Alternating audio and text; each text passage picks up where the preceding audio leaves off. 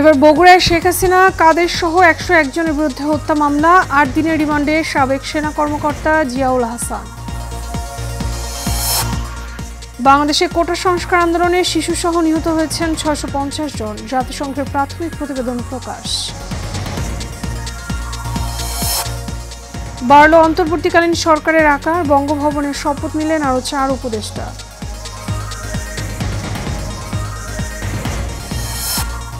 এবং স্বৈরাচারের ষড়যন্ত্রের বিরুদ্ধে সবাইকে সতর্ক থাকার আহ্বান মির্জা ফখরুলের। ধানমন্ডিতে হেনস্থায় জড়িতদের বিরুদ্ধে কঠোর হুঁশিয়ারি সার্জিসের।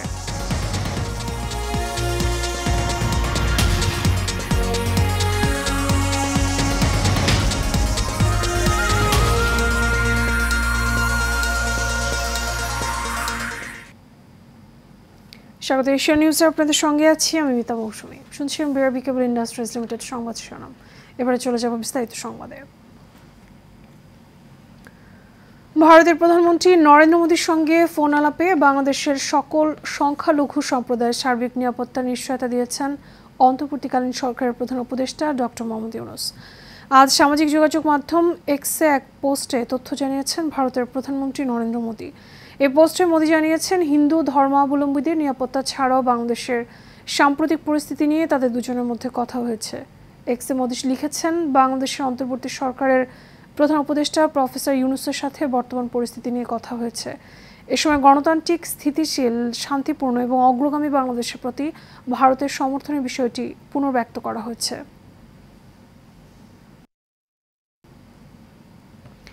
বগুড়ায় বৈষম্য বিরোধী ছাত্র জনতার আন্দোলনে শিক্ষক সেলিম হোসেন নিহতের ঘটনায় আওয়ামী লীগ সভাপতি এবং সাবেক প্রধানমন্ত্রী শেখ হাসিনা এবং দলটির সাধারণ সম্পাদক ওবায়দুল কাদের সহ ১০১ জনের বিরুদ্ধে হত্যা মামলা হয়েছে। নিহত সেলিম হোসেন বগুড়ার শিবগঞ্জ উপজেলার পিরব ইউনিয়নের পালিকান্দা গ্রামের বাসিন্দা। আজ নিহতের বাবা সেকান্দার আলী বাদী হয়ে বগুড়া সদর থানায় মামলাটি করেছেন। মামলায় শেখ হাসিনা এবং ওবায়দুল কাদেরকে হত্যার নির্দেশদাতা হিসেবে উল্লেখ করা হয়েছে। মামলার আসামিদের মধ্যে আওয়ামী লীগের ২ জন সাবেক সংসদ সদস্য, ৫ জন উপজেলা চেয়ারম্যান, ২ জন মেয়র, বগুড়া পৌরসভার ৮ জন কাউন্সিলর, ১০ জন ইউনিয়ন পরিষদের চেয়ারম্যান এবং ২৫ জন জনপ্রতিনিধি আছেন। এছাড়া অজ্ঞাত আরও ৩৫০ জনকে আসামি করা হয়েছে।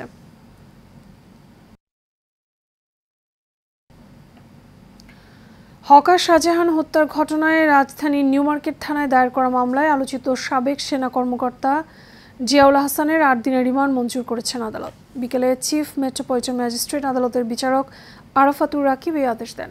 আদালতে জিয়াউল হাসানের ১০ দিনের রিমান্ড আবেদন করে গোয়েন্দা পুলিশ। এ সময় আসামি পক্ষের আইনজীবী রিমান্ড আবেদনের বিরোধিতা করেন। তাছাড়া আদালতে জিয়াউল হাসান আত্মপক্ষ সমর্থন করেন। শুনানি শেষে আদালত ৮ দিনের রিমান্ড মঞ্জুর করেন। এর আগে গতকাল রাতে রাজধানী খিলক্ষেত এলাকা থেকে তাকে গ্রেফতার করা হয়। বৈষম্য বিরোধী ছাত্র আন্দোলন চলাকালে গত ১৯শে জুলাই নিউ মার্কেট এলাকায় গোলাগুলিতে হকার শাহজাহান মারা যান। এ ঘটনায় দায়ের করা হত্যা মামলায় গ্রেপ্তার দেখানো হয়েছে সাবেক এই সেনা কর্মকর্তাকে।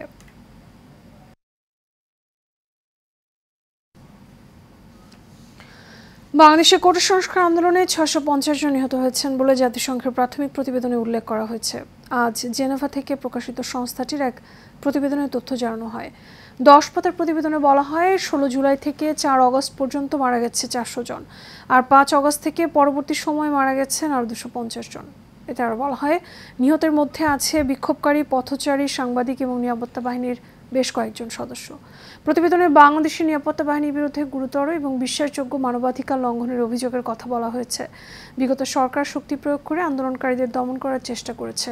শান্তিপূর্ণ আন্দোলনে নির্বিচারে বল প্রয়োগে রাবার বুলেট, সাউন্ড গ্রেনেড এবং প্রাণঘাতী গোলাবারুদ সহ আগ্নেয়াস্ত্র ব্যবহার করেছে বলে উল্লেখ করা হয় এই প্রতিবেদনে। শপথ নিলেন অন্তর্বর্তীকালীন সরকারের আরও ৪ উপদেষ্টা। বিকেলে রাষ্ট্রপতি মোহাম্মদ শাহাবুদ্দিন এবং তাদের শপথ বাক্য পাঠ করান। এ সময় উপস্থিত ছিলেন প্রধান উপদেষ্টা ডক্টর মোহাম্মদ ইউনূস। ৪ দফায় এ নিয়ে শপথ গ্রহণ করলেন অন্তর্বর্তীকালীন সরকারের ২১ উপদেষ্টা। বিস্তারিত নূর মোহাম্মদ ভূঁইয়ার রিপোর্টে। গেল 8 আগস্ট শপথ নেন প্রধান উপদেষ্টা ডক্টর মোহাম্মদ ইউনূস সহ 14 উপদেষ্টা। দেশের বাহিরে থাকায় 3 উপদেষ্টা শপথ নেন পরবর্তীতে।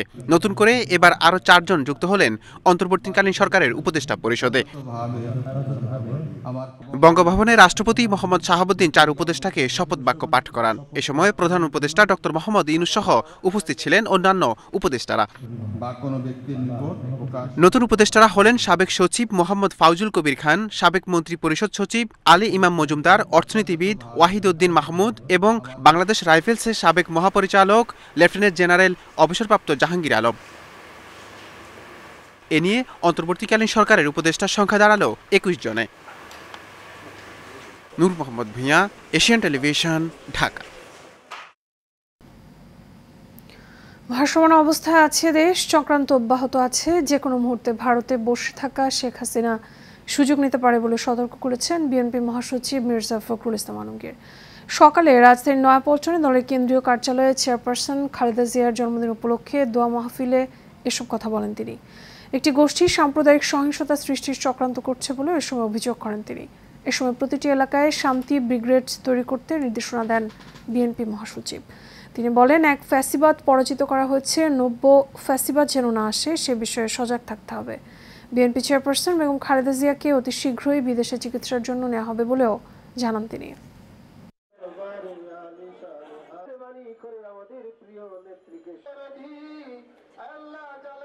যদি মনে করেন যে আমাদের লড়াই শেষ হয়ে গেছে, তাহলে ভুল করবেন। এখন অত্যন্ত একটা ভাসমান অবস্থা। যে কোনো মুহূর্তে ভারত যিনি বসে আছেন শেখ হাসিনা, তিনি তার সুযোগ গ্রহণ করতে পারেন এবং চক্রান্ত শুরু করেছেন। সেই চক্রান্তকে প্রতিরোধ করাই আমাদের কাজ। এই যে আপনার কমিউনালিজমের কথা বলতে না, সাম্প্রদায়িকতা, সংখ্যালঘু সম্প্রদায়ের উপর অত্যাচার, এসব কথা বলছে না ওরা, এটা তাদের একটা চক্রান্ত। এই কথা বলে ধোয়া তুলে তারা আরেকটা ঝামেলা করতে চায়। আল্লাহ যদি রহম করেন, অতি শীঘ্র আমরা বিদেশে চিকিৎসা জন্য।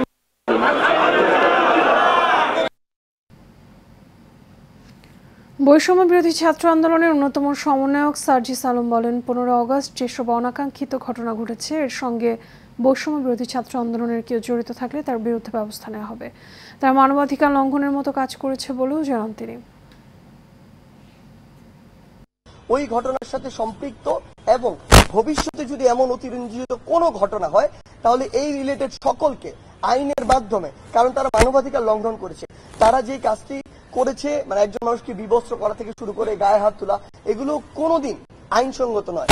সেই জায়গা থেকে তাদের আইনগত ব্যবস্থা নেওয়ার জন্য যা করার প্রয়োজন, একটি প্রেসার গ্রুপ হিসেবে বৈষম্য বিরোধী ছাত্র আন্দোলন সেই কাজটি করবে।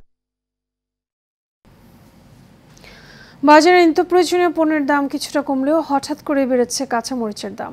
সপ্তাহের ব্যবধানে প্রতি কেজি কাঁচামরিচ 40 থেকে 60 টাকা বেশি দামে বিক্রি হচ্ছে বলে জানান বিক্রেতারা। দু একটি সবজি ছাড়া কমেছে বিভিন্ন প্রকার সবজির দামও। কমেছে মাছ, ব্রয়লার এবং সোনালী মুরগি এবং ফার্মের মুরগির ডিমেরও। সামনের দিনগুলোতে দাম আরও কমবে বলে জানিয়েছেন বিক্রেতারা। কাস্টমার রিপোর্টে বিস্তারিত। অন্তর্বর্তীকালীন সরকার শপথ নেয়ার পর দৃশ্যমান কোনো পদক্ষেপ ছাড়াই বাজারে কমতে শুরু করেছে নিত্যপণ্যের দাম। তবে লাগামহীন হয়ে পড়েছে কাঁচামরিচের দাম। এছাড়া অন্যান্য পণ্য বিক্রি হচ্ছে কিছুটা কমে। শুক্রবার কিন্তু আমরা 30টা 40টা বেচতাম, আজকে একটু বাড়তি, আজ 60 টাকা 50 টাকা। আমি 50 গাড়ি 50 কেজি আইয়া নাই, এই জন্য দামটা বেশি। বিক্রেতারা বলছেন, নতুন সরকার আসায় বাজারে সিন্ডিকেটের দৌরাত্ম্য কমায় মাছ, মাংস সহ বেশ কিছু পণ্যের দাম কমেছে। নতুন গভর্নমেন্ট যেটা হয়েছে, তারা কি আশ্বাস দিচ্ছে, কিন্তু সেই পরিমাণে কি পরিমাণে তারা বাস্তবায়ন করতে পারবে, এটা যখন বাস্তবায়ন হবে তখন আমরা দেখতে পারব। বাজারটা কমবে আসলে যদি বাইরে থেকে ভালো করে আমদানি করে না, তখন আমাদের দেশে এগুলোর ক্ষমতা কমে যাবে। সরকারকে চাহিদা অনুপাতে কিছু পণ্য আমদানির আহ্বান জানিয়ে নতুন করে যাতে চাঁদাবাজি কেউ না করতে পারে সে ব্যাপারে সজাগ থাকার আহ্বান জানান ব্যবসায়ীরা। কাউসার আহমেদ, এশিয়ান টেলিভিশন, ঢাকা। রাজধানীর কারওয়ান বাজারে মরা মুরগি ফ্রিজিং করে বিক্রি করা হচ্ছে ঢাকার বিভিন্ন নামি দামি রেস্টুরেন্টে। শিক্ষার্থীদের বাজার মনিটরিং এর সময় ধরা পড়ে এই কারচুপি। এইচএমএতে রিপোর্টে দেখুন বিস্তারিত। পণ্যের দাম বেশি রাখার অভিযোগে সকাল থেকে রাজধানীর কারওয়ান বাজারে অভিযান চালায় ভোক্তা অধিকার অধিদপ্তর ও সাধারণ শিক্ষার্থীরা। অভিযানের এক পর্যায়ে আল্লাহর দান নামের একটি মুরগির দোকানে পাওয়া যায় বস্তা ভর্তি মরা মুরগি, যেগুলো ফ্রিজিং করে রাখা হয়েছিল দোকানটিতে। মুরগির দাম যখন আমরা দেখতে আসলাম ভেবে কম নিচ হচ্ছে, আমরা একটা দোকানে ফ্রিজ পাই, ফ্রিজের মধ্যে আমরা হচ্ছে মরা মুরগি পাচ্ছি, মানে মরা মুরগি পাইছি 30 থেকে 35 কেজির মতো মরা মুরগি আমরা পেয়েছি এই জায়গার মধ্যে, যেটা হচ্ছে তারা বলে বিভিন্ন রেস্টুরেন্টে তারা সাপ্লাই করছে। আমাদের নেক্সট পদক্ষেপ হবে আমরা একটা টিম গুছাই প্রত্যেক উইকে বিভিন্ন বাজারগুলো মনিটরিং করতে যাব। শুরুতে মরা মুরগি বিক্রির বিষয়টি অস্বীকার করলেও শিক্ষার্থীদের জেরার মুখে দোকানি স্বীকার করে এসব মুরগি বিভিন্ন রেস্টুরেন্ট ও হোটেলের কাছে বিক্রি করেন তারা। অনেক ভুল তথ্য তারা দিচ্ছে, মূলত ওরা পরে একদম শেষে স্বীকার করলো এবং সরি বলল, হাত জোর করে সরি বলল যে তারা মরা মুরগি বিক্রি করে, তারা আর কখনোই মরা মুরগি বিক্রি করবে না। আমাদের এখানে হোটেল থেকে বিভিন্ন মুরগি মনে করেন ফেরত আসে, আমরা রাখছি। এখন স্যারেরা যেটা বলছে এটা সত্য, আমরা এটাই রাইট। আজকের থেকে আমরা ফ্রিজও রাখবো না, দোকানে জামিলা আর করবো না। অভিযানে দোকানিকে 50,000 টাকা জরিমানা করা হয় এবং দোকানটি সাময়িক বন্ধ করে দেয় ভোক্তা অধিকার অধিদপ্তর। এই অপরাধে এই প্রতিষ্ঠানটিকে 50,000 টাকা জরিমানা আরোপ সহ সাময়িকভাবে প্রতিষ্ঠানটির সকল কার্যক্রম জনস্বার্থে বন্ধের আদেশ দেওয়া হয়েছে এবং মহাপরিচালক মহোদয়ের সাথে আমি এই বিষয়ে নির্দেশনা চেয়েছিলাম। স্যার নির্দেশনা দিয়েছেন যে আইনের সর্বোচ্চ প্রয়োগ, অর্থাৎ আমরা এখন পুলিশ, তেজগাঁও থানা পুলিশকে জানিয়েছি, তারা আসতেছেন, তাদের কাছে আমরা সোপর্দ করব। শিক্ষার্থীরা জানায় অসাধু ব্যবসায়ীদের মুখোশ খুলতে তাদের এই অভিযান চলমান থাকবে। এইচে Mitu, Asian television, Dhaka. BNP chairperson Begum Khaleda জিয়ার ৭৯তম জন্মদিন এবং রোগ মুক্তি কামনায় দোয়া এবং মিলাদ মাহফিল অনুষ্ঠিত হয়েছে। বিকেলে রাজধানীর গুলশান ২ নম্বরে ডিসিসি মার্কেটের সামনে বেগম খালেদা জিয়ার রোগ মুক্তি কামনায় দোয়া মাহফিল এবং তবারক বিতরণ করা হয়। এ সময় প্রধান অতিথি হিসেবে উপস্থিত ছিলেন ঢাকা মহানগর উত্তর বিএনপির আহ্বায়ক সাইফুল আলম নীরব। আর উপস্থিত ছিলেন ঢাকা মহানগর উত্তর বিএনপির সদস্য সচিব আমিনুল ইসলাম, ঢাকা মহানগর উত্তর সিটি কর্পোরেশনের মেয়র পদপ্রার্থী তাবিদ আউয়াল সহ বিএনপির অঙ্গ এবং সহযোগী সংগঠনের নেতাকর্মীরা।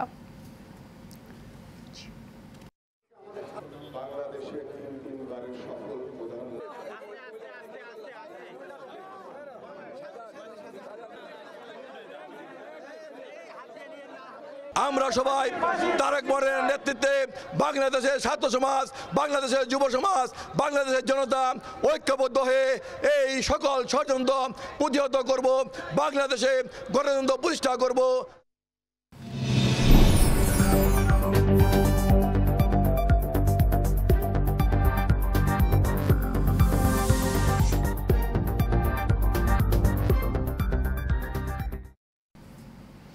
চট্টগ্রাম নগরের ২ নম্বর গেটের বিপ্লব উদ্যানের পরিবেশ ধ্বংস করে নতুন স্থাপনা নির্মাণের বিরুদ্ধে মানববন্ধন এবং অবস্থান কর্মসূচি পালন করেছে বিপ্লব উদ্যান দোকান মালিক সমিতি। এ সময় বক্তারা বলেন, এর আগে মানববন্ধন করা হলেও সিটি কর্পোরেশন তা আমলে নেয়নি।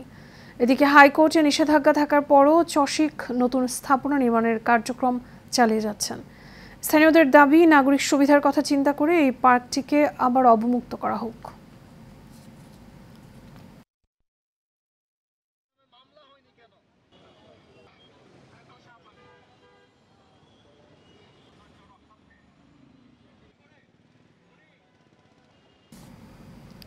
শেষ করবে এশিয়ান নিউজ। আগে বিআরবি কেবল ইন্ডাস্ট্রিজ লিমিটেড সংবাদ শিরোনামগুলো জানাবো আরও একবার।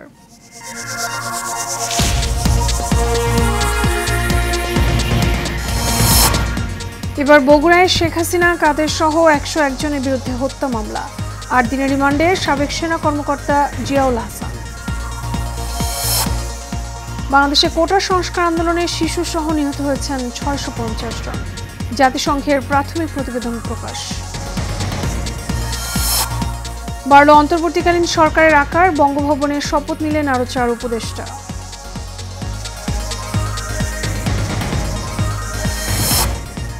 এবং স্বৈরাচারের ষড়যন্ত্রের বিরুদ্ধে সবাইকে সতর্ক থাকার আহ্বান মির্জা ফখরুলের। ধানমন্ডিতে হেনস্থায় জড়িতদের বিরুদ্ধে কঠোর হুঁশিয়ারি সার্জিসের।